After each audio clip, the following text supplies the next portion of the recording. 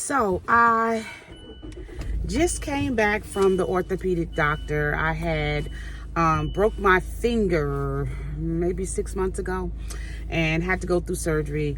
And so one of the things that I realized as I was listening to the doctor, it's amazing how God can use everyday life stuff to kind of teach me lessons and to kind of show me some things. So one of the things that I learned as he was going over my injury and my care and stuff like that is he said that some things come with practice, and that sometimes even with the exercising of my finger and the pressing of my finger, that in order to get back to what I consider to be norm is I'm gonna have to literally allow myself to have a little more of an aggressive. I have to be a little more aggressive with my therapy. And I thought about that when it comes to the things that God called us to do. Sometimes when you wake up in the morning, you want to have a plan laid out and you want to be able to say, oh, I'm going to do this, A, B, C, and D. And then sometimes we get hung up in the plans because we're expecting things to be laid out just like that. And sometimes you just have to be aggressive. Sometimes you have to just turn on the camera and just go for it. Because I realize in my own personal life that sometimes the best things that God revealed to me on the go. And that's the time when I need to be press and record. But with me, sometimes I just say, oh, I'll just record later. I'll do it later. But I'm realizing and I'm learning that now when God gives you something or shows you something, the best way to activate it is to do it right when he shows it to you.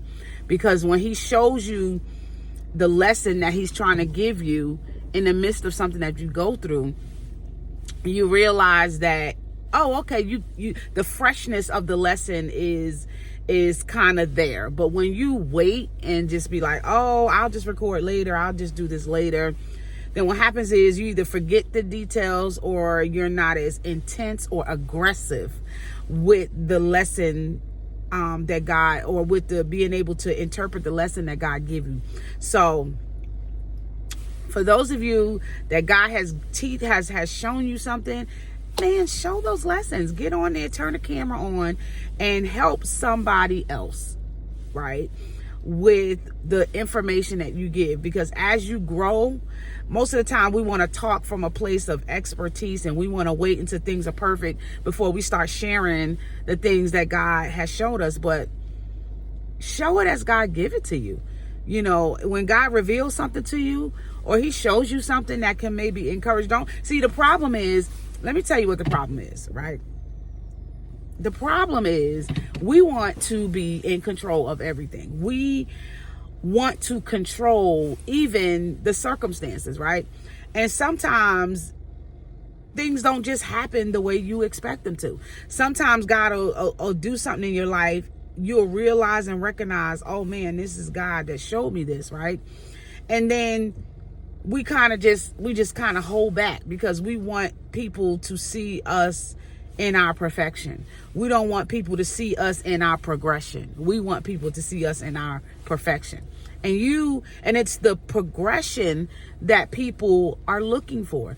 One thing I learned is that when you tell your testimony, people don't hear the testimony that you think that they hear. That's why I have a hard time with people when they don't really share the authentic part of their testimony. Most people want everybody to think that they're perfect and that they never go through anything and they never face anything. And it doesn't mean that you air out all your dirty laundry and you don't have a sense of discretion. But I believe there are places in our life where God heals us and he restores us and he does something so dynamic in our life that he does it for a reason. He does it, yes, to restore us back to him and to restore us, right, back to the place that he's assigned for us, but to help other people too, right? That's how he gets his glory. He gets his glory when you begin to give him praise and honor and distinction, right, in the earth realm when you share your testimony with other people. One of the things that just literally irks the mess out of me is when you go through things and you don't tell people the truth. You lie and make it seem like you fasted 5 times a day, and then boop, the Lord just answered your prayer. Cut it out. Cut it out. Tell people the truth. I almost gave up. I lost 50 pounds. I lost 100 pounds because I was depressed. Tell people the truth, but don't just, in telling the truth, don't tell the truth and stay there. Tell the truth so that people can have a point of reference to be able to understand that you're not just shooting from the hip, that you actually know what you're talking about. You've been through this, and then give people the plan on how God brought you out. But if all we're doing is making people, it's almost like an extreme on both sides. Either we're telling people that we kind of lose people in the emotional aspect of what we've been through, and we put so much emphasis on what we went through, or it's extreme the other way, where we're telling people, oh, I pray 5 times a day and the Lord just magically answered my prayer. No, tell people the real transitions, the real struggles, and then tell people the real way that God delivered you out of that situation, because we're supposed to always be ready to have an answer of the hope that's in us, right?